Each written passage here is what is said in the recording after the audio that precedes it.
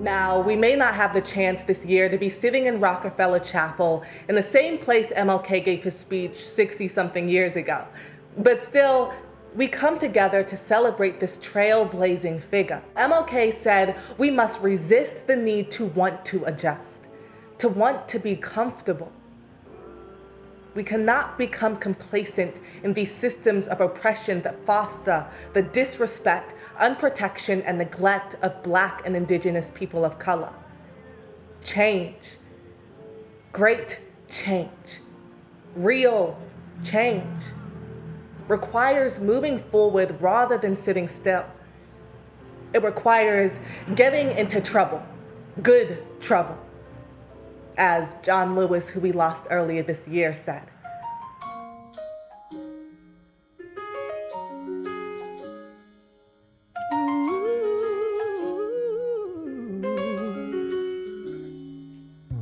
Sometimes in our lives, we all have pain, we all have sorrow, but if we are wise, we know that there's always tomorrow.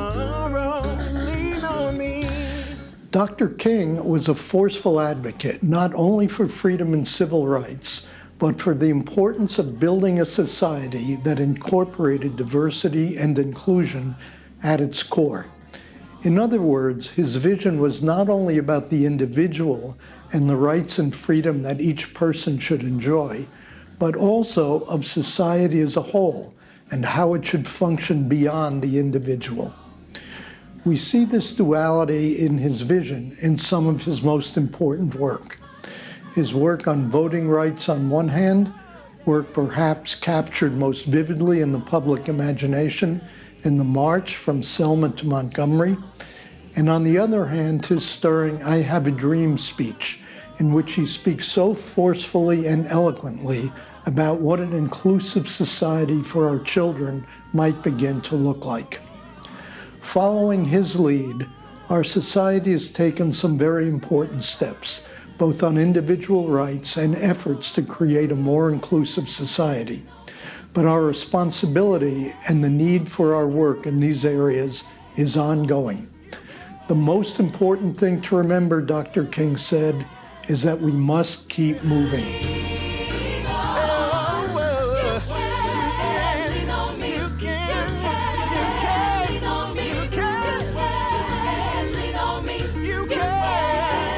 Caste is essentially an artificial, arbitrary, graded ranking of human value in a society. It determines one's standing, respect, benefit of the doubt, access to resources or denial of access to those resources, assumptions of competence and worthiness and intelligence, whether one will be protected by authorities or attacked by authorities. Caste is the infrastructure of our divisions. Any number of arbitrary metrics could be used to rank people in a caste society: ethnicity, religion, language, place of origin. In our country, the metric that the early colonists used to divide and to rank people to determine who would be slave or free, who would have rights or no rights, not even over their own bodies, who would profit from the labor extracted from others, or who could be reduced to a commodity, who could be bought, who could be sold, won in a bet, or given away as a wedding present. That was the metric of race. The otherwise neutral physical characteristics that were used to assign people an inherited role in a hierarchy before there was even a United States of America. Slavery became the foundation of a hierarchy built on greed and exploitation, was succeeded by formal Jim Crow apartheid, and casts a shadow over the country to this very day.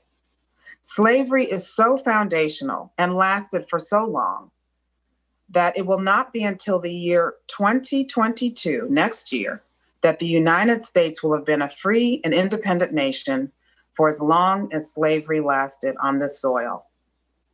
No adult alive today will be alive at the point at which African Americans will have been free for as long as they were enslaved. That will not happen until the year 2111. It will not be until the year 2111 that African Americans will have been free for as long as they were enslaved. This is the country's karmic moment of truth. Will it follow the path of darkness and division, of hate and hierarchy that have riven it for centuries?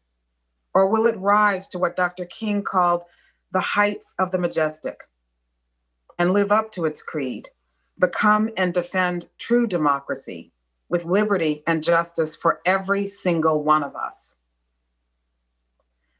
Last Wednesday made it wrenchingly clear that Dr. King's mission has not been completed. It will be up to all of us, particularly the prime beneficiaries of our country's 400-year-old social order, to make it so.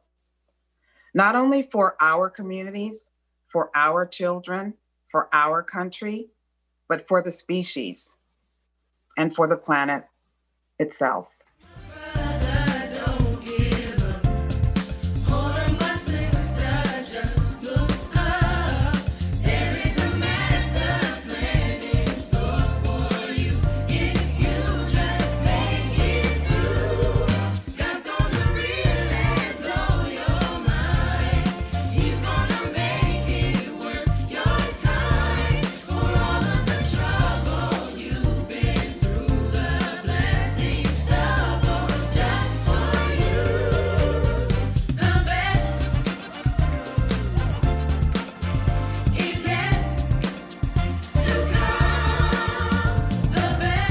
Now is the time to make real the promise of democracy and transform our pending national elegy into a creative psalm of brotherhood. Now is the time to lift our national policy from the quicksand of racial injustice to the solid rock of human dignity. And now, nearly 60 years later, our honored guest today heard that call and responded in her book with the cadences of a seasoned prophet. My friends, as you reflect on all you have heard and seen this evening, while a pandemic rages and 10,000 National Guard troops make their way to Washington to help ensure a peaceful transition of power, may you be troubled by a nagging question. How can I be a creative dissenter